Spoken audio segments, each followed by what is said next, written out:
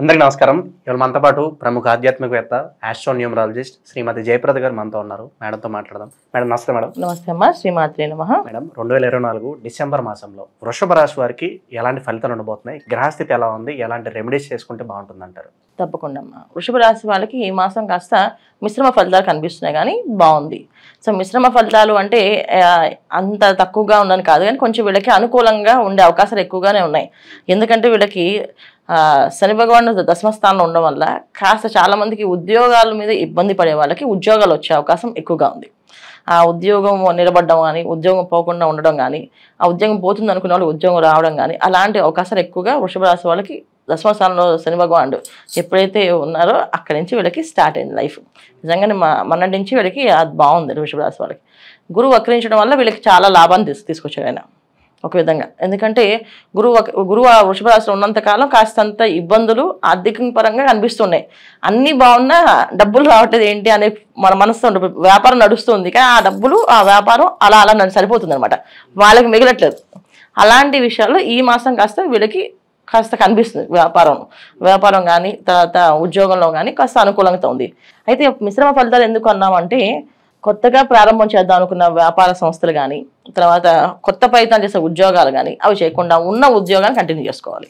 ఎందుకంటే ఉన్న ఉద్యోగాల్లో నుంచి మంచి ఫలితాలు వచ్చే అవకాశం ఉంది, కానీ కొత్తగా ప్రారంభం చేస్తే కొంచెం కష్టపడతారు. ఎందుకంటే దశమస్థానంలో శని భగవానుడు అంటే కొంచెం కష్టపడి రిజల్ట్ ఇస్తాడు. ఆ కష్టపడి రిజల్ట్ అంటే కాస్త ఆలస్యం, అడ్డంకులు పడుతూనే ఉంటాయి. వీళ్ళకి మెయిన్ అంతకన్నా ముందు ఏంటంటే తృతీయ స్థానంలో కుజుడు. దానివల్ల కాస్త యోగ్యంగా అనిపించినప్పటికీ కూడా కాస్తంత ఇబ్బందిగా మాత్రం పెడతారు. ఎప్పుడైనా సరే ఏవైనా గ్రహాలు ఎప్పుడైనా పాపస్థానాలు ఉన్నప్పుడు అవి కాస్త ఫలితాలు ఇస్తూ మన ఇబ్బంది పెడుతూ ఇస్తుంటాయి. అందువల్ల మిశ్రమ ఫలితాలు అన్నాం. సో కష్టపడి సుఖపెడతాం తప్ప, అంటే బాగా కష్టపడి ఇంకా అలసిపోయి ఇంక మన వల్ల కాదు అన్నప్పుడు ఇస్తుంటారు రిజల్ట్. అది రిజల్ట్ కింద తీసుకోవాలా, లేకపోతే మన కష్టానికి ఫలితం వచ్చింది ఏదో కొంచెం వచ్చిందిలే అనుకోవడమా అనేది ఉంటుందంట. 100% ఫలితం అనేది కనిపించదు వీళ్ళకి. సో విద్యార్థులకి బాగుంది ఈ మాసంలో. విద్యార్థులు కష్టపడి చదివితే సివిల్స్లో వాటిలో ప్రిపేర్ అయిన వాళ్ళకి మంచిగా అనుకూలమైన విద్య రావడం కానీ, వీళ్ళు చదవాలనే పట్టుదల కానీ ఇవన్నీ పెరిగే అవకాశం ఎక్కువగా ఉంది. సో దానివల్ల ఏంటంటే విద్యార్థులకి చాలా అనుకూలంగా ఉంది. వివాహాలు చేసుకుందాం అనుకునే వాళ్ళకి కాస్త బాగుంది. సో వివాహాల విషయాల్లో కానీ, ప్రారంభం చేసిన వివాహం చేసుకుందాం అనుకున్నా బాగుంది. ఇంకెవరికి బాగుంది అంటే మీరు మెయిన్ ఇంకా విదేశాల్లో ఎవరైతే ఉన్నారో, విదేశాల్లో ఉద్యోగాలకు ప్రయత్నం చేస్తున్నారో వాళ్ళకి కాస్తంత అనుకూలంగా ఉంది.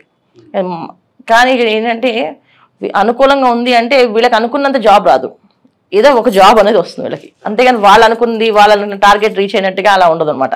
సో అలాంటి విషయాలు కాస్తంత మిశ్రమ ఫలితాలు చెప్తున్నాం. ఎప్పుడైతే రవి భగవానుడు ఎప్పుడైతే వీళ్ళకి మారుతారో, ధనుసులోకి మారుతారో, అప్పుడు కాస్త డిసెంబర్ 16 నుంచి కాస్త అనుకూలంగా ఉంది. డిసెంబర్ 16 వరకు కాస్త ఇబ్బందులు ఉన్నాయి. 16 తర్వాత వీళ్ళకి అనుకూలంగా ఉంది. సో తర్వాత వివాహ విషయంలో, తర్వాత భార్యాభర్తల మధ్య సమస్యలు కాస్తంత ఇబ్బంది పెట్టే అవకాశం ఈ మాసంలో ఉన్నప్పటికీ పట్టించుకోకుండా ఎవరో ఒకరు ముందుగా సారీ చెప్పుకుంటూ ముందుకు వెళ్ళిపోతుంటే సాగుతుంది. లేకపోతే కాస్తంత ఇంకొంచెం గొడవ పడుతుంది. ఎందుకంటే వీళ్ళకి బుధుడు రవి కలిసి 16 వరకు ఉన్నారు. దానివల్ల ఆర్గ్యుమెంట్స్ ఎక్కువగా మాట్లాడడం, ఒకరి మీద ఒకరు తెలియాలి చూపించుకోవడం, ఇలాంటి జరుగుతుంటాయి. అంటే అతి తెలివి అంటారు దాన్ని కొంచెం ఒక విధంగా చెప్పాలంటే.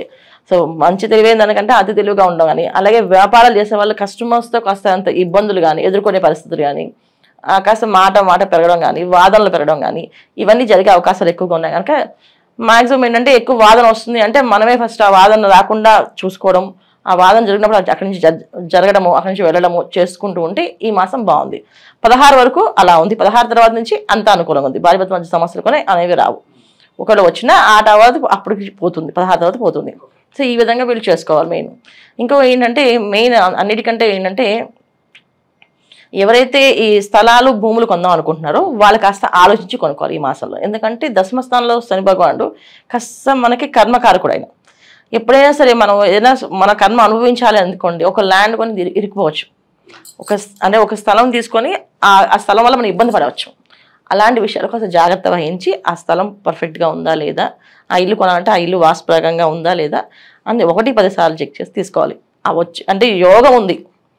ఎప్పుడైతే వీళ్ళకి శుక్రుడు 9th హౌస్లో ఉన్నాడో, 8th హౌస్లో రవి వెళ్తున్నాడో, ఎప్పుడైతే బుధుడు 7వ స్థానంలో ఉన్నారో, కాస్త ఏంటంటే కనిపిస్తే కొన్ని యోగాలు తీసుకోవచ్చు, వెళ్ళొచ్చు, మనకి అవకాశం ఉంది అని చెప్పేసి అనేది వస్తుంది. అయినప్పటికీ 1-10 సార్లు వీళ్ళు ఆలోచించుకొని తీసుకోగలిగితే అది అనుకూలంగా ఉంటుంది. లేకపోతే దానివల్ల కాస్త ఇబ్బంది పడే అవకాశం ఎక్కువగా ఉంది. ప్రతికూలం అనేది ఎక్కువగా ఎదుర్కోవాల్సి వస్తుంది. ఇది మెయిన్ ఇంపార్టెంట్. ఈ మాసంలో వీళ్ళు తీసుకోవాల్సిన జాగ్రత్త మెయిన్ వృషభ రాశి వాళ్ళందరూ ఏంటంటే స్థలాలు ఇల్లు కొన్నప్పుడు జాగ్రత్త పాటించవలసిన అవసరం ఉంది. వ్యాపారాలు కొత్తగా ప్రారంభం చేసే వాళ్ళు కాస్త ఆలోచించి వ్యాపారం ప్రారంభం చేసుకోవాలి. ఎందుకంటే వ్యాపారంలో ధన నష్టం అనేది కూడా జరిగే అవకాశం ఎక్కువగా ఉంది. అందుకని జాగ్రత్తగా చూడాలి. ఇవి ఇంపార్టెంట్ తీసుకోవాల్సిన రెమెడీస్. ఇంకా విద్యార్థులకి విద్యారంగంలో ఉండే వాళ్ళకి అనుకూలంగానే ఉంది.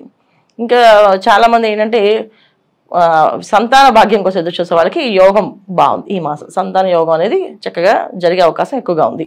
హెల్త్ వైజ్ ఎలా ఉండబోతుంది మేడం? ఆరోగ్య విషయంలో జాగ్రత్తగా పాటించాల్సి వస్తుంది. సప్తమ స్థానంలో రవి బుధులు కొంచెం ఆరోగ్యము అనేది కాస్తంత ఇబ్బంది పెట్టి ఇస్తారు. కాస్త జాగ్రత్తగా ఉండాలి. ఏంటంటే ఆరోగ్యం బాగుంది అని చెప్పడానికి లేదు, ఆరోగ్యం బాగుండదు అని చెప్పడానికి లేదు వీళ్ళకి. ఎందుకంటే జాగ్రత్తగా ఆహార నియమాలు శాకాహారం కాస్త తీసుకోవడం. వచ్చేది మార్గశిర మాసం ధనుర్మాసం కనుక చాలామంది ఈ దీక్షలు అయ్యప్ప మాలలు అని ఇవన్నీ వేసుకుంటుంటారు కనుక జాగ్రత్తగానే ఉంటారని అనుకుంటున్నాం. ఆహార విషయంలో కొంచెం జాగ్రత్త నియమాలు పాటించుకుని అనారోగ్య సమస్య అనేది కాస్తంత ఇబ్బంది పడుతుంది. ఏదో ఒక వ్యాధి పీడ అనేది వీళ్ళకి జాతకంలో కనిపిస్తుంది కనుక ఏదో ఒక పీడింపబడతారు అని ఉంది. అది పీడింపబడడం అనేది ఆరోగ్య సమస్య అవ్వచ్చు, ఆర్థిక పరంగా కావచ్చు, ఏదైనా పిల్లల వల్ల ఏదైనా ఇబ్బందులు రావచ్చు. అంటే సంతానం వల్ల వచ్చే కలిగే నష్టాల్లో వాళ్ళ వల్ల వచ్చే ప్రమాదాలు కానీ ఏదైనా జరిగి అది ఒక పీడింప, ఒక చిన్న పీడ అనేది ఈ వృషభ రాశి వాళ్ళకి ఈ మాసం ఉంది కనుక ఆ పీడింపు నుంచి బయటపడాలి అంటే కాస్తంత రెమెడీ చేసుకుంటే అది కూడా ఇబ్బంది లేకుండా ఉంటుంది. అలాగే అనుకోని ప్రయాణాలు కావచ్చు, విహారయాత్రలు కావచ్చు, ఇవి ఏమైనా కనిపిస్తున్నాయా ఈ మాసంలో వీరికి? విహారయాత్రలు వెళ్ళడం అనేది చాలా జాగ్రత్తగా ఉండడం, క్షేత్రాలకు వెళ్ళడం మంచిది విహారయాత్ర కంటే. ఎందుకంటే దశమస్థానంలో శని భగవాన్ కనుక వీళ్ళకి ఖచ్చితంగా ఏదైనా క్షేత్రం వెళ్తే ఆ క్షేత్రంలో దర్శనం చేసినందుకు, అక్కడ నిద్ర చేసినందుకు ఆ ఫలితాలు వీళ్ళకి పాజిటివ్గా పనిచేస్తాయి. విహారయాత్రలు అనేది కాస్తంత ఆగడం మంచిది, వెళ్లకుండా ఉండడమే మంచి ఉత్తమమైన ఫలితాలు. మేడం, ఈ మాసంలో వృషభ రాశి వారు ఎటువంటి పరిహారాలు చేసుకోవడం ద్వారా మంచి ఫలితాలు పొందడానికి అవకాశం ఉంటుందంటారు? తప్పకుండా. అంటే వృషభ రాశి వాళ్ళు ఈ మాసం అంతా ఏంటంటే గురువు వక్రించి ఉండడం వల్ల, కర్మస్థానంలో శని భగవానుడు ఉండడం వల్ల వీళ్ళకి ఏంటంటే దుర్గా ఆరాధన చేయడము, దుర్గా అమ్మవారి గుడికి వెళ్ళడము, శుక్రవారం అమ్మవారి ప్రదక్షిణాలు చేయడం అక్కడ. సో దుర్గా అమ్మవారి గుడి లేకపోతే ఇంట్లో అమ్మవారికి పులిహార చేసి నైవేద్యం పెట్టడము, ఇవి చేసుకుంటే ఈ మాసం అంతా వీళ్ళకి అనుకూలంగానే ఉంది అన్న. అండ్ ఇన్ కేస్ దానాలు చేయాలనుకుంటే కనుక ఏ వస్తువులు దానం చేసుకుంటే బాగుంటుంది అంటారు? అది దానం అన్నప్పటికీ ఏమవుతుందంటే అక్కడ వాళ్ళ పరిస్థితి బట్టి ఉంటుంది. ఇప్పుడు వాళ్ళకుండే వివాహం అనుకోండి, అబ్బాయికి వివాహం అవ్వాలి, అప్పుడు ఏ దానం చేయాలో చెప్పొచ్చు. అలాగే ఇంట్లో కొత్తగా వ్యాపారం ప్రారంభం చేస్తాం, వ్యాపారానికి అనుకూలంగా ఉండడానికి ఏదైనా దానం చేస్తే అన్నదానం చేస్తే మంచిదని చెప్తుంటాం. అలా దానం ఇచ్చేటప్పుడు పర్సనల్ జాతకాలే చూసుకోవాలి. అంతే. వృషభ రాశి వాళ్ళు మొత్తం ఈ మాసంలో పాటించాల్సిన దుర్గామ్మవారి ఆరాధన, దుర్గామ్మవారి గుడికి వెళ్ళడము, ప్రదక్షిణాలు చేయడము, ఇంట్లో అమ్మవారికి పులిహార చేసిన నైవేద్యం పెట్టడం, ప్రతి శుక్రవారం పులిహార చేసిన నైవేద్యం పెట్టడం, ఈ పులిహార గుళ్ళో పంచే అవకాశం ఉంటే తీసుకెళ్లి గుళ్ళో పంచడం, గుళ్ళో చేపించి గుళ్ళో పంచడం, నైవేద్యం పెట్టడం, ఈ విధంగా చేసుకుంటూ వెళ్తే ఈ మాసం అనుకూలంగా ఉంది.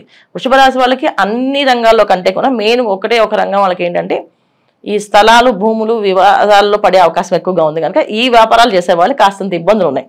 వాళ్ళకి కాస్త జాగ్రత్తగా ఉంటే సరిపోతుంది. మిగతా అందరికి బాగానే ఉంది. డిసెంబర్ మాసంలో వృషభ రాశి వారికి ఎలాంటి ఫలితాలు ఉంటాయి, అలాగే మీరు చేసుకోవాల్సిన పరిహారాలు తెలియజేసినందుకు ధన్యవాదాలు మేడం. నమస్తే మా శ్రీమాత్రే నమః.